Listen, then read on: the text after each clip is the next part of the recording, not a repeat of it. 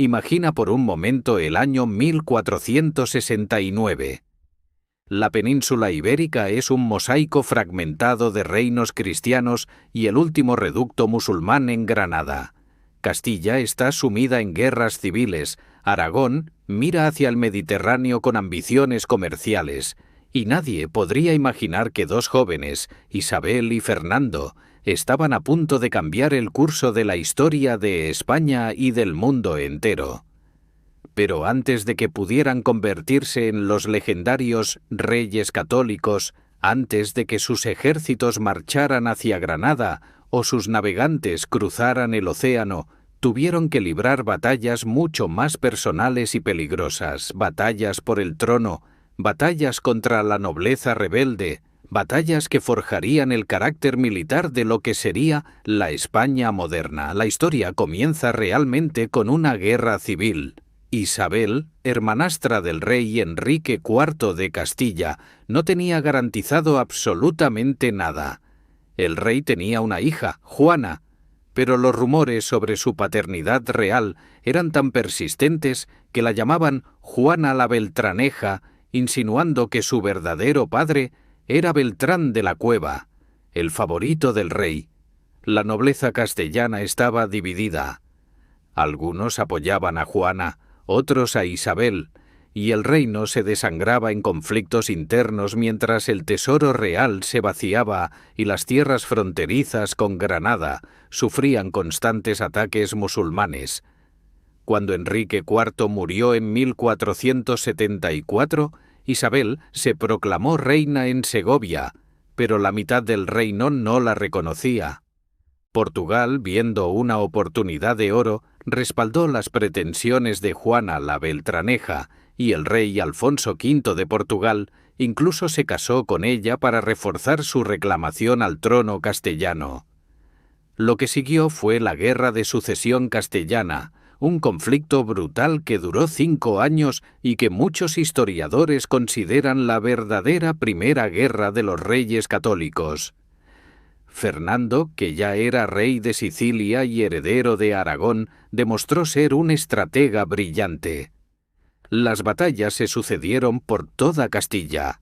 En Toro, en marzo de 1476, se libró el enfrentamiento decisivo. Las fuerzas portuguesas y los nobles castellanos rebeldes que apoyaban a Juana se enfrentaron al ejército de Isabel y Fernando. La batalla fue caótica, sangrienta, con la caballería pesada chocando en las llanuras castellanas, mientras la infantería se destrozaba mutuamente con picas y espadas. Los cronistas de la época hablan de miles de muertos, del polvo que cubría el campo de batalla, del fragor de los aceros entrechocando. Fernando dirigió personalmente la carga decisiva que rompió las líneas portuguesas. La victoria no fue total desde el punto de vista táctico, pero estratégicamente fue devastadora para los planes de Alfonso V. El rey portugués huyó a Francia buscando apoyo, pero los franceses, calculadores como siempre, no quisieron enemistarse con los nuevos monarcas castellanos que claramente estaban ganando terreno. La guerra continuó en escaramuzas y asedios. Castillos rebeldes fueron asediados uno tras otro. Los reyes católicos demostraron una determinación férrea. No eran como los monarcas anteriores que negociaban o perdonaban fácilmente. Cada fortaleza rebelde que caía veía su guarnición ejecutada o encarcelada. El mensaje era claro: la rebelión no sería tolerada. En 1479, el Tratado de Alcáçovas puso fin oficialmente al conflicto. Portugal reconocía a Isabel como reina legítima de Castilla y renunciaba a cualquier reclamación sobre el trono castellano. Juana la Beltraneja fue enviada a un convento donde pasaría el resto de sus días, pero este tratado no solo resolvió la sucesión castellana, también estableció las esferas de influencia entre Castilla y Portugal en el Atlántico, sentando las bases para futuros descubrimientos que cambiarían el mundo. Con el trono asegurado, Isabel y Fernando miraron hacia dentro de sus reinos. La nobleza castellana se había vuelto demasiado poderosa, demasiado independiente. Durante las guerras civiles y la debilidad de Enrique IV, los grandes nobles habían construido ejércitos privados, habían usurpado tierras reales, habían cobrado impuestos que correspondían a la corona. Los reyes católicos iniciaron lo que podríamos llamar una guerra administrativa, pero que a menudo se convertía en conflicto armado. Crearon la Santa Hermandad, una especie de policía rural que en realidad era un ejército permanente bajo control real. Cuando los nobles protestaron, cuando algunos se negaron a devolver castillos o tierras usurpadas, los reyes católicos no dudaron en usar la fuerza. Asedios, confiscaciones, ejecuciones sumarias de nobles rebeldes. La alta nobleza castellana aprendió rápidamente que estos nuevos monarcas no eran débiles. El orden fue restaurado con mano de hierro. Pero la verdadera ambición militar de los reyes católicos se dirigía hacia el sur, hacia el último bastión musulmán en la península, el Emirato de Granada. Durante más de 700 años, los reinos cristianos del norte habían luchado contra los musulmanes en lo que la historia conoce como la Reconquista. Pero en las décadas anteriores a Isabel y Fernando, la Reconquista se había estancado. Granada pagaba tributos a Castilla y se mantenía una paz incómoda. Los reyes católicos, sin embargo, tenían una visión diferente. Querían completar lo que sus antepasados habían comenzado siglos atrás. Querían una península ibérica completamente cristiana bajo su autoridad, y estaban dispuestos a dedicar todos los recursos necesarios para conseguirlo. La Guerra de Granada comenzó oficialmente en 1482, aunque las tensiones y escaramuzas fronterizas habían aumentado desde hacía años. El detonante inmediato fue el ataque musulmán a la ciudad cristiana de Záhara, que cayó por sorpresa en una noche de invierno. Los reyes católicos respondieron autorizando al marqués de Cádiz a tomar la ciudad musulmana de Alhama, estratégicamente ubicada en el corazón del territorio granadino. La captura de Alhama en febrero de 1482 fue un golpe psicológico devastador para Granada. Los musulmanes sitiaron la ciudad desesperadamente, pero los defensores cristianos resistieron hasta que llegaron refuerzos enviados por Fernando. La retención de Alhama demostró que los cristianos podían no solo atacar, sino mantener territorios en el corazón de Granada. Lo que siguió fue una guerra de desgaste que duraría 10 años y que se convertiría en la primera guerra moderna de Europa en muchos aspectos. Los reyes católicos no confiaron en las levas feudales tradicionales ni en las órdenes militares. Crearon un ejército profesional pagado directamente por la corona. Contrataron ingenieros italianos para diseñar fortificaciones de sitio. Importaron las mejores armas de fuego disponibles en Europa. La artillería de los reyes católicos se convirtió en legendaria.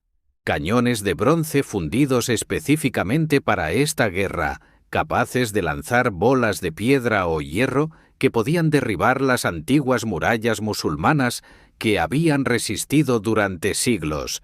Hernando de Talavera, confesor de la reina, organizó la logística del ejército con eficiencia casi moderna. Trenes de suministros, hospitales de campaña, sistemas de comunicación mediante mensajeros montados. Todo estaba planificado meticulosamente. La estrategia de Fernando era sistemática y brutal en su eficiencia. No intentó tomar Granada directamente al principio. En cambio, conquistó metódicamente las ciudades y fortalezas que rodeaban la capital del Emirato, aislándola gradualmente. Cada campaña de verano, el ejército cristiano sitiaba una o dos ciudades importantes. Las técnicas de asedio eran devastadoras.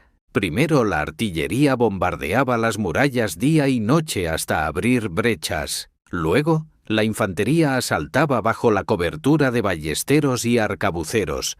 Si la ciudad resistía, Fernando simplemente la rodeaba completamente, cortaba los suministros de agua y esperaba. El hambre era el arma más efectiva. Las poblaciones musulmanas, viendo que no llegaría ayuda de Granada y enfrentando la inanición, terminaban rindiéndose. La toma de Loja en 1486 fue particularmente significativa. La ciudad había resistido varios intentos de conquista anteriores y se consideraba inexpugnable. Fernando dirigió personalmente el asedio, trayendo su artillería más pesada. Durante semanas, los cañones cristianos golpearon las murallas. Los defensores musulmanes lucharon con desesperación, realizando salidas nocturnas para intentar destruir los cañones, cavando túneles para socavar las posiciones cristianas. Pero la superioridad en hombres y material de los cristianos era abrumadora. Cuando las murallas finalmente cedieron y las tropas cristianas entraron en la ciudad, la resistencia fue feroz calle por calle. Los cronistas hablan de combates en cada esquina, en cada casa. Cuando Loja finalmente cayó, la población musulmana fue esclavizada o expulsada. La ciudad fue repoblada con colonos cristianos del norte. Este sería el patrón repetido una y otra vez. Málaga cayó en 1487 después de un asedio que duró casi 4 meses. La ciudad, defendida por fuerzas bereberes particularmente combativas, se negó a rendirse. El asedio fue uno de los más sangrientos de toda la guerra. Los reyes católicos establecieron un campamento permanente fuera de la ciudad, una verdadera ciudad militar con tiendas organizadas en calles, cocinas, herrerías, incluso una capilla móvil. La artillería bombardeaba constantemente. Los cristianos construyeron torres de asedio, enormes estructuras de madera cubiertas de pieles mojadas para protegerlas del fuego, desde las cuales los arqueros podían disparar sobre las murallas. Los musulmanes respondieron con fuego griego, aceite hirviendo, piedras lanzadas desde catapultas. Cuando el hambre finalmente quebró la resistencia de Málaga, la venganza cristiana fue terrible. Casi toda la población musulmana, entre 10 y 15.000 personas, fue vendida como esclavos para financiar la guerra. Málaga, uno de los puertos más importantes del Mediterráneo occidental, ahora estaba en manos cristianas. Mientras las campañas militares continuaban, dentro del Emirato de Granada ocurría algo igualmente devastador.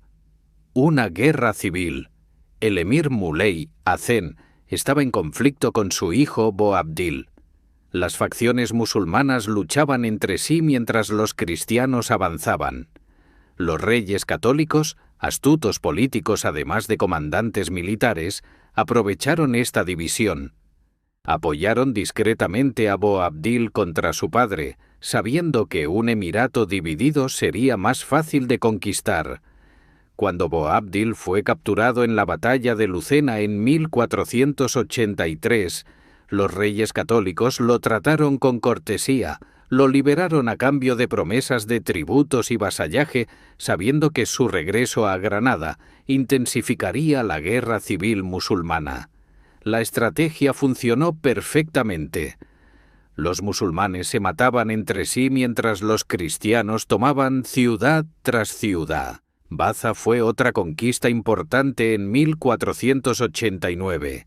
Esta ciudad controlaba las rutas hacia Almería y hacia el interior de Granada. Su caída era esencial para el plan de Fernando de aislar completamente la capital granadina. El asedio de Baza se prolongó durante meses. Las defensas eran formidables, la guarnición estaba bien abastecida y motivada. Los reyes católicos estuvieron personalmente presentes durante gran parte del asedio, algo inusual para monarcas europeos de la época. Isabel, especialmente, se convirtió en una figura legendaria. visitando las líneas del frente, hablando con los soldados, supervisando personalmente el cuidado de los heridos. Su presencia elevaba la moral de manera extraordinaria. Cuando Baza finalmente se rindió en diciembre de 1489, el camino hacia Granada estaba casi despejado. Para 1490, Granada estaba completamente aislada. Todas las ciudades circundantes habían caído. No llegaban suministros. No había esperanza de ayuda externa. Los sultanes del norte de África estaban demasiado ocupados con sus propios problemas. El Imperio otomano, aunque poderoso, estaba demasiado lejos y no tenía interés en arriesgar recursos en una causa perdida. Boabdil, ahora el único líder en Granada, negoció en secreto con los reyes católicos. Las condiciones eran relativamente generosas para la época. Los musulmanes que quisieran quedarse podrían mantener su religión y propiedades. Los que quisieran irse podrían hacerlo con sus bienes. El 2 de enero de 1492, Boabdil entregó las llaves de la Alhambra a los reyes católicos. Fernando e Isabel entraron triunfalmente en Granada. La reconquista, iniciada más de 700 años atrás, había terminado oficialmente, pero las guerras de los reyes católicos no terminaron con la caída de Granada. De hecho, en muchos sentidos, apenas estaban comenzando. Con la península unificada bajo control cristiano, Fernando miró hacia el norte, hacia Francia y hacia el sur, hacia el norte de África. Las ambiciones de los reyes católicos se volvieron internacionales y su ejército, forjado y perfeccionado en las guerras de Granada, se convertiría en la máquina militar más temible de Europa durante el próximo siglo. Las guerras italianas comenzaron a atraer la atención de Aragón, ya que históricamente la corona aragonesa tenía posesiones en Italia, especialmente Sicilia y Nápoles. Cuando Carlos VIII de Francia invadió Italia en 1494, reclamando el trono de Nápoles, Fernando vio una amenaza directa a los intereses aragoneses. Lo que siguió fue una serie de conflictos que durarían décadas y transformarían el panorama político europeo. Fernando desplegó al gran capitán Gonzalo Fernández de Córdoba, uno de los mejores comandantes militares de la historia. Este veterano de las guerras de Granada llevaría las tácticas españolas perfeccionadas en la Reconquista a los campos de batalla italianos. El gran capitán llegó a Italia en 1495 con un ejército relativamente pequeño pero extremadamente profesional. Sus soldados eran veteranos de Granada, acostumbrados a campañas largas, disciplinados, leales. Gonzalo implementó innovaciones tácticas revolucionarias. Reorganizó la infantería española en lo que se conocería como los tercios, unidades que combinaban piqueros, espadas y arcabuceros en formaciones flexibles pero devastadoras. Esta formación dominaría los campos de batalla europeos durante más de un siglo.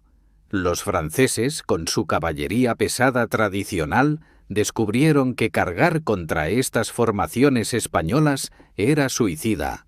Los piqueros españoles detenían la carga, los arcabuceros disparaban a quemarropa, las espadas españolas cortas y mortales hacían el trabajo sucio en combate cuerpo a cuerpo. La batalla de Ceriñola en abril de 1503 fue revolucionaria. El gran capitán, enfrentando un ejército francés superior en número, eligió el terreno cuidadosamente. Posicionó sus tropas detrás de un foso y parapetos improvisados con sus arcabuceros al frente. Cuando la caballería francesa cargó, confiada en su superioridad numérica, fueron recibidos por descargas de arcabuz que devastaron sus filas. La infantería francesa que siguió fue destrozada por los piqueros españoles. Fue una de las primeras batallas en la historia europea donde las armas de fuego jugaron un papel decisivo. La victoria española fue completa, y el comandante francés murió en el campo de batalla. Ceriñola demostró que una nueva era de guerra había comenzado. 3 meses después, en junio de 1503, vino la batalla del Garellano. El ejército francés, reforzado y decidido a vengar Ceriñola, se enfrentó nuevamente al gran capitán. Esta vez fue una campaña de maniobras. Durante semanas, ambos ejércitos se movieron intentando ganar ventaja táctica. El invierno llegó y ambos ejércitos establecieron posiciones en lados opuestos del río Garellano. Los franceses pensaron que el río congelado y el invierno harían imposible cualquier movimiento importante. Estaban equivocados. En una noche de diciembre, el gran capitán construyó secretamente un puente y cruzó el río con su ejército, atacando el campamento francés por sorpresa. La batalla que siguió fue una masacre. Los franceses, atrapados desprevenidos, fueron destrozados. Los españoles persiguieron a los restos del ejército francés durante días. Nápoles estaba firmemente bajo control español. Mientras tanto, los reyes católicos también miraban hacia el norte de África. Granada había caído, pero las costas del Magreb eran base de piratas berberiscos que atacaban constantemente las costas españolas. Además, había una dimensión religiosa: continuar la cruzada contra el Islam más allá de la península. En 1504, las fuerzas españolas capturaron Mazalquivir.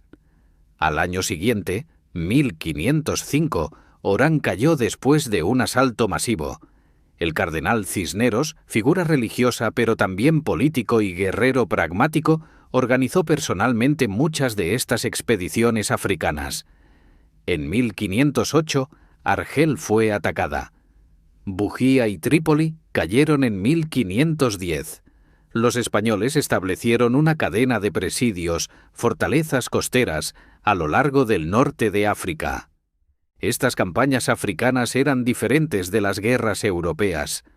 El clima era brutal, el terreno desconocido, los enemigos usaban tácticas de guerrilla. Las fuerzas berberiscas no presentaban batalla campal, sino que hostigaban constantemente, atacaban las líneas de suministro, desaparecían en el desierto. Los españoles respondieron con brutalidad. Las poblaciones de las ciudades capturadas eran a menudo masacradas o esclavizadas.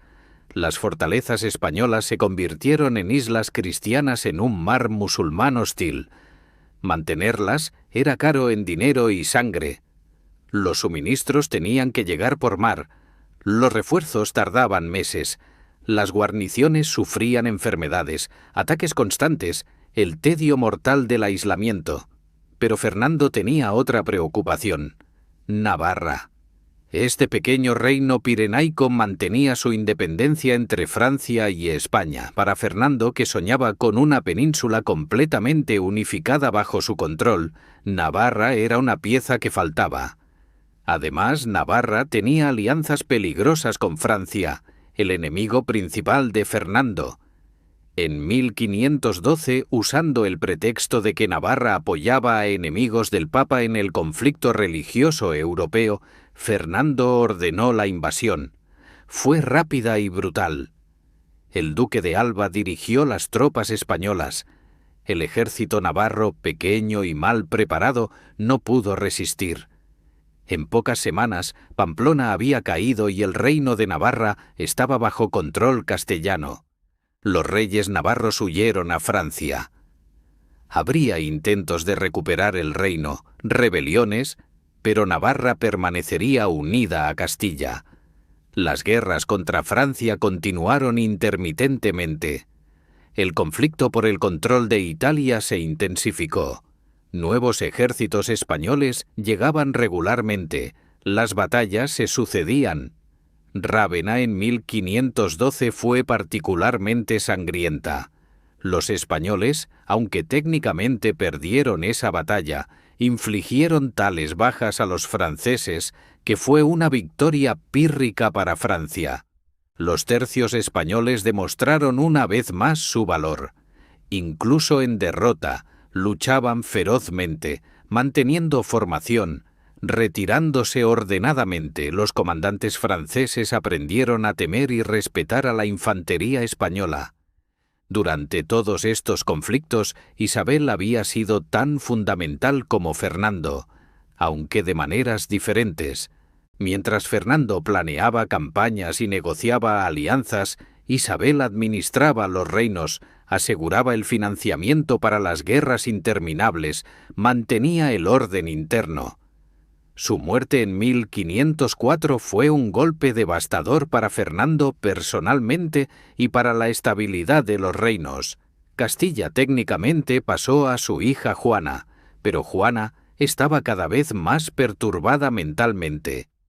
Fernando continuó gobernando como regente, pero las tensiones aumentaron. La nobleza castellana, que había sido domada por los reyes católicos juntos, comenzaba a inquietarse nuevamente. Fernando tuvo que librar batallas políticas además de militares durante sus últimos años. Las expediciones al norte de África continuaron.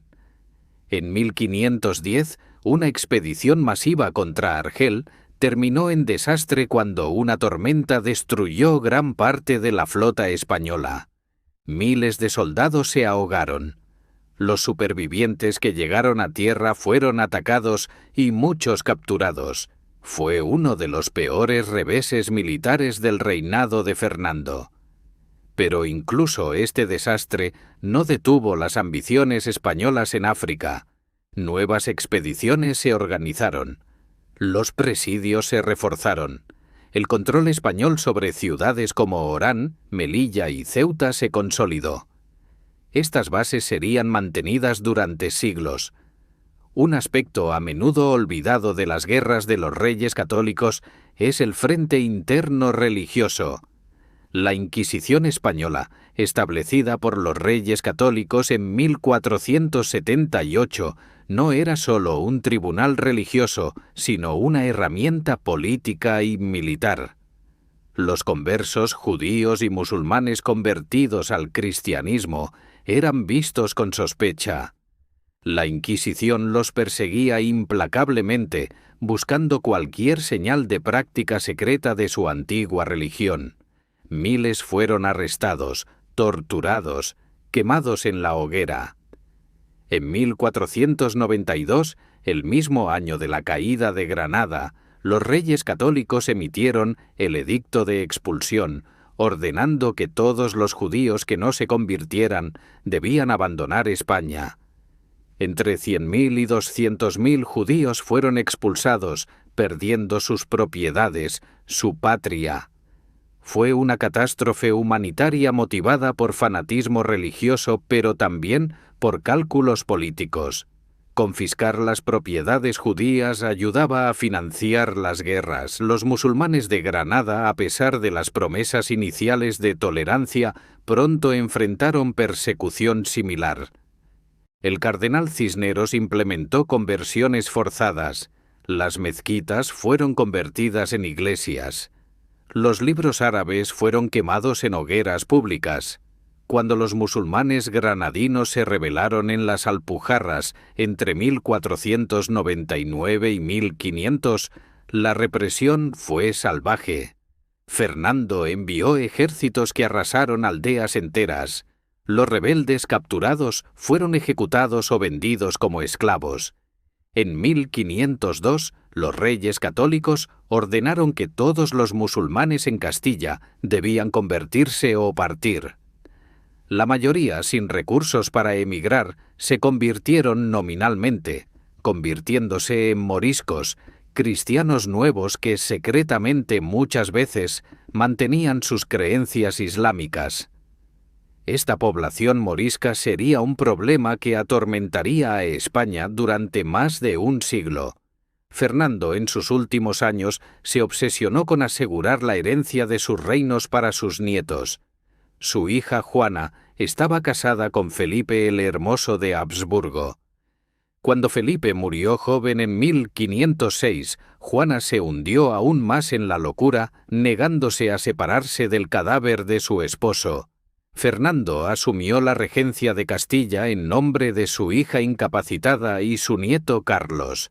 Pero Fernando tenía otros hijos de segundas nupcias y las intrigas sucesorias eran constantes. Fernando pasó sus últimos años navegando estas aguas políticas traicioneras, mientras intentaba mantener las conquistas militares y administrativas que él e Isabel habían logrado. El legado militar de los reyes católicos fue inmenso. Transformaron los reinos ibéricos de una colección fragmentada de territorios en conflicto en una potencia militar unificada. Completaron la reconquista expulsando el último reino musulmán de la península. Establecieron un imperio en el norte de África. Se convirtieron en potencia dominante en Italia. Crearon la base del imperio español que dominaría el mundo durante el siguiente siglo. Sus innovaciones militares, especialmente los tercios desarrollados bajo el Gran Capitán, cambiarían la guerra europea. Su profesionalización del ejército, su uso de artillería y armas de fuego, su énfasis en la logística y la administración militar, todo esto sentó precedentes que otros reinos europeos se apresuraron a imitar. Pero este legado militar tuvo costos terribles. Las guerras constantes drenaron los recursos de los reinos.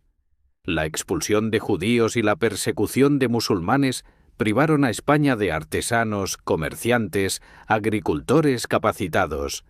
La economía española quedaría dañada durante generaciones. La Inquisición creó un clima de miedo y sospecha. La innovación intelectual sufrió cuando cualquier idea podía ser considerada herética. España ganó un imperio pero perdió parte de su alma en el proceso. Fernando mismo reconoció en sus últimos días el costo personal de décadas de guerra constante.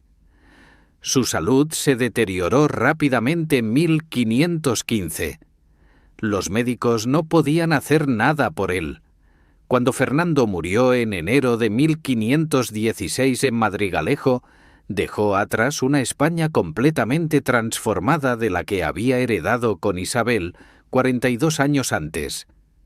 Las guerras civiles habían sido aplastadas, la nobleza había sido domesticada, la península estaba religiosamente unificada, al menos en apariencia.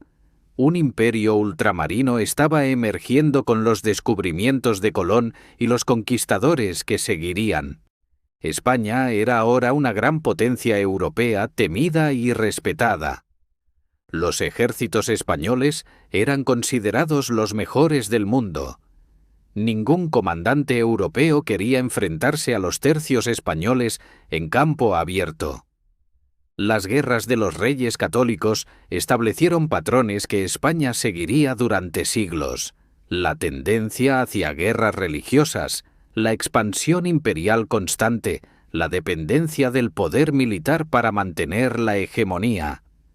También establecieron las semillas de futuros problemas.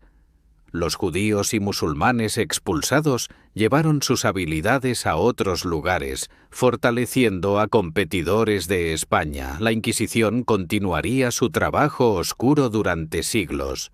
Los moriscos permanecerían como una población resentida y perseguida hasta su expulsión final en 1609. Las guerras interminables en Italia drenarían el tesoro español sin beneficios claros.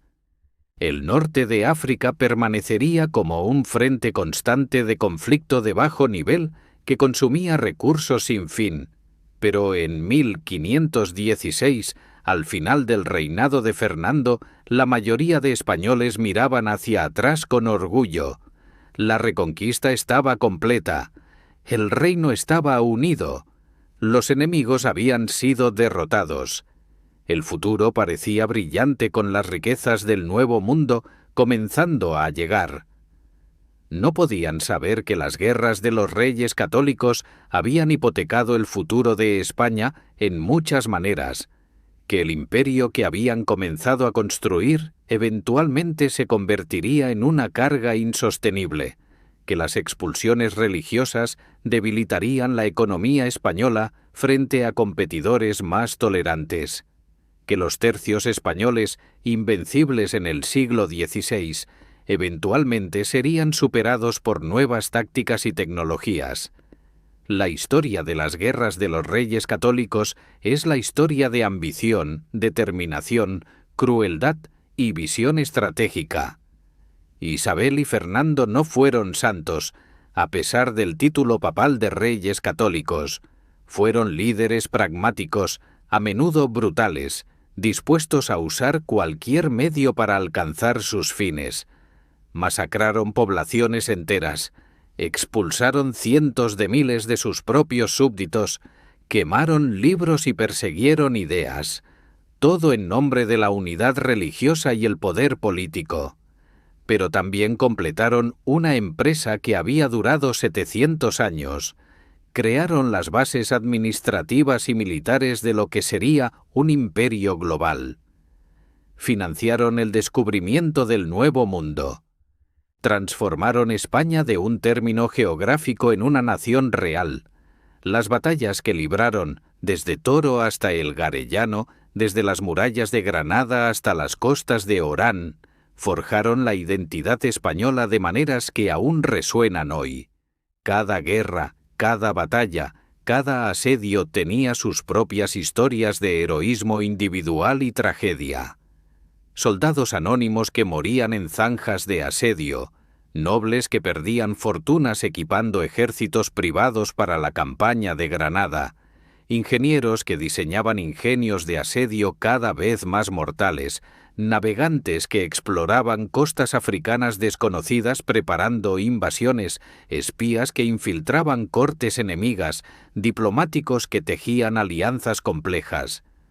Todos ellos formaban parte de la maquinaria de guerra de los reyes católicos. La historia los recuerda poco, pero sin sus esfuerzos acumulados, las grandes victorias de Fernando y el Gran Capitán no habrían sido posibles. La guerra medieval era asunto de élites, pequeños números de caballeros luchando campañas breves. Las guerras de los reyes católicos fueron diferentes. Masivas, prolongadas, involucrando decenas de miles de soldados profesionales pagados, logística compleja, tecnología avanzada. Fueron guerras modernas antes de que la modernidad estuviera completamente definida, y prepararon el escenario para los conflictos aún más grandes que vendrían en los siglos posteriores.